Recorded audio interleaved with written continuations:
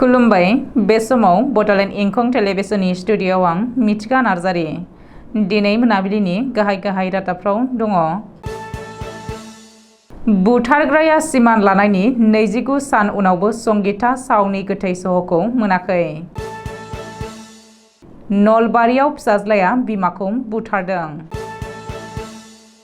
बजालिनि जाथायखौ लानानै आरोबाव सासे एपिएस अफिसार एरेस्ट। एबिएमसुनि बिसायख'थि टाइसन हुसेना आफादगिरि आरो जाहिदुल इस्लामा गाहाय नेहाथारि महरै सायख'जाबाय। गुवाहाटी गोजौ बिजिरसालिनि आइजल बेन्चनि गोदान भबनखौ बेखेवबाय। दानिया फैदोनि आबुं रादाबाव।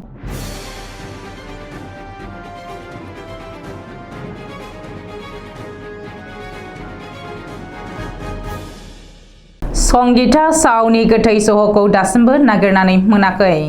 बुथारग्रा सुबुङा सिमान लानानै 29 सान उनावबो दिनैसिम गलाघाटनि संगीता सावनि गोथै सहखौ नागिरनानै मोनाखै। जाउनाव आइजोखौ जोबथा बिदाय होनाय आरो सारादु खुंनो थाखाय नखरनि सोद्रोमाफोरा दासिमबो नेनानै दङ। मख'नो गोनांदि थांनाय 6 आगस्त खालिनो गलाघाट जिल्लानि टनसिरि महकुमानि आसाम नागालेण्ड सिमना ओनसोलनि उरियामघाट बरबिल गामिनि संगीता साव मुंनि आइजोआ गोमादोंमोन। फुङाव न'निफ्राय ओंखारलांनाय संगीताया आरो फैफिनासै। सासे खुदियानि बिमा संगीताखौ मुनेन्द्र सयकिया मुंनि सुबुङा बुथारनानै दैयां दैमायाव फोजावहरदों होननानै नखरनि सुबुंफोरा अजद होदोंमोन। बे जाथायनि उनाव 11 आगस्त खालि गाहाय दायनिगिरि मुनेन्द्र सयकिया आरो बिनि मददगिरि दिनेश उरावखौ पुलिसआ एरेस्ट खालामदोंमोन।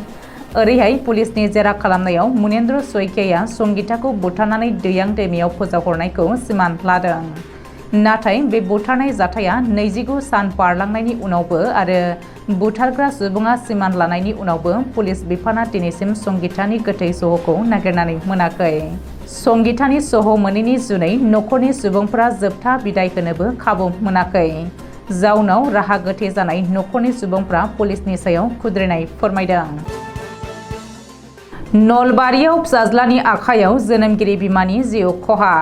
नलबारि जिल्लानि कग्राबार पुलिस थानानि बेन्दोङाव थानाय कासारकुसियाव सासे आइजोआ फिसाज्लानि आखायाव जिउ गोमादों।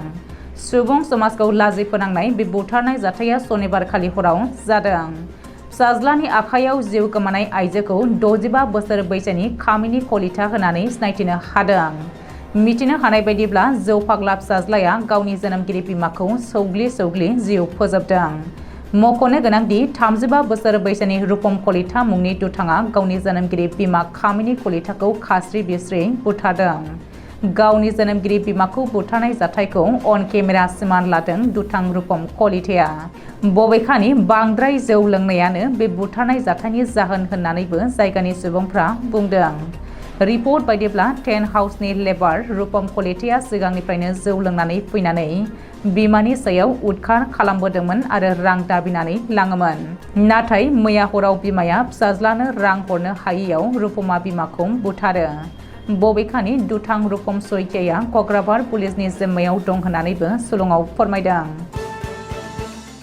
रायजोनाङै सोमावग्लुंनाय बजालिनि जाथायखौ लोब्बा लानानै आरोबाव सासे पुलिस अफिसारखौ सिआइडिआ एरेस्ट खालामदों। बजालियाव सुपारि फालांगिरिनिफ्राय रां दाबिनायखौ लानानै एपिएस अफिसार गायत्री सनवालखौ एरेस्ट।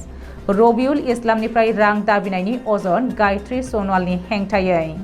एपिएस गायत्री सनवालखौ सनिबारखालि हराव गुवाहाटीनि न'निफ्राय सिआइडिआ एरेस्ट खालामदों। रिपर्ट बायदिब्ला गायत्री सनवालआ बजालिनि एएसपि महरै बिबान सालायनाय समावनो रां दाबिदोंमोन। ओरैहाय गायत्री सनवालखौ सिआइडिआ जिम्मायाव लादों। नाथाय बे जाथायनि गुबुन सासे अजद होजानाय दायनिगिरि डीएसपि पुष्कल गगैखौ सिआइडिआ जेरा खालामनायनि उनाव हगार हरो होननानैबो सुलुङाव फोरमायदों। मख'नो गोनांदि बजालियाव सुपारि माफियानि केसआव 7 पुलिसखौ हमदोंमोन आरो बिसोर गासैखौबो दिनै सिजिएम बिजिरसालियाव हाजिर खालामनाय जायो। जेराव बिजिरसालियाव बिसोर 7खौ 4 साननि थाखाय सिआइडिनि जिम्मायाव दैथायहरो। बबेखानि सिआइडिनि जिम्मायाव हरजानाय पुलिसफोरा फारियै पातासारकुसि थानानि एएसआइ सुशांक दास, भबानिपुरनि आइसि देबजित गिरि, कनस्टेबल इजामामुल हासान, एएसपिनि गारि ड्राइभार दिपजय राय ओरैहाय सुपारि फालांगिरि आरो पुलिसनि गेजेराव रांनि लेनदेन खालामनानै होग्रा किशोर बरुवा मुंनि सासे दालालखौबो CIDआ हमनो हादों। CIDआ थांनाय हराव बरपेटा जिल्लानि भबानिपुरनिफ्राय एरेस्ट खालामदों किशोर बरुवाखौ। शनिबारखालि गाहामै खुंफुं जालांबाय माइनरिटि फरायसा आफाद ABMSUनि सरासनस्रा बिसायख'थि।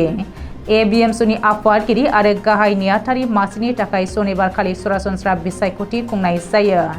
मिथिनो हानाय बायदिब्ला क'क्राझार जिल्लानि सालाकाटियाव शनिबारनिफ्राय खुंनाय ABMSUनि 82 बोसोरारि मेलाव बे बिसायख'थिखौ खुंनाय जादोंमोन। मख'नो गोनांदि ABMSUनि जारिमिनाव बियो गिबि खेबनि थाखाय खुंनाय सरासनस्रा बिसायख'थि। ABMSUनि मोन10 जिल्ला आफादनि गासै सा 250 सोद्रोमाफोरा मिरु ABMSUनि आफादगिरि आरो गाहाय नेहाथारि मासिनि बिसायख'थियाव भट होदों। मोनाबिलि 5 रिंगानिफ्राय भट होनाया जागायो आरो मैयानो हरनि 9 रिंगानिफ्राय भट साननाया जायो। बबेखानि बे बिसायख'थियाव टाइसन हुसेना गासै 150 भट मोननानै ABMSUनि आफादगिरि महरै सायख'जाफिनो होननानै मिथिनो हादों। बबेखानि जाहिदुल इस्लामआ गासै 105 भट मोननानै गाहाय नेहाथारि महरै सायख'जायो होननानै सुलुङाव फोरमायथिदों। ओरैहाय ABMSUनि आफादगिरि आरो गाहाय नेहाथारि महरै सायख'जानायनि उनाव टाइसन हुसेन आरो जाहिदुल इस्लामआ आफादनि गासैबो सोद्रोमाफोरखौ साबायखर होयो होननानै सुलुङाव फोरमायदों। गुवाहाटी गोजौ बिजिरसालिनि आइजल बेन्चनि गोदान भवनखौ दिनै बेखेवबाय। हादरनि जौसिन बिजिरसालिनि चिफ जास्टिस डक्टर धनन्जय वाई चन्द्रचूडआ शनिबारखालि गुवाहाटी गोजौ बिजिरसालिनि आइजल बेन्चनि गोदान भवनखौ बेखेवनानै होयो। आइजल बेन्चनि गोदान भवनखौ मिजोरामनि निउ केपिटेल कमप्लेक्सआव बानायनाय जादों। आइजल बेन्चनि गोदान भवन बेखेवनाय हाबाफारियाव आयेन आरो न्याय मन्त्रालयनि मिरुनि रायजोआरि मन्थ्रि अर्जुन राम मेघवाल, मिजोरामनि गिबि मन्थ्रि ज'रामथांगा आरो गुवाहाटी गोजौ बिजिरसालिनि गाहाय बिजिरगिरि सन्दीप मेहताया बाहागो लादोंमोन। दिनै मोनाबिलिनि रादाबा एसेनोसै। गोजोन्थों।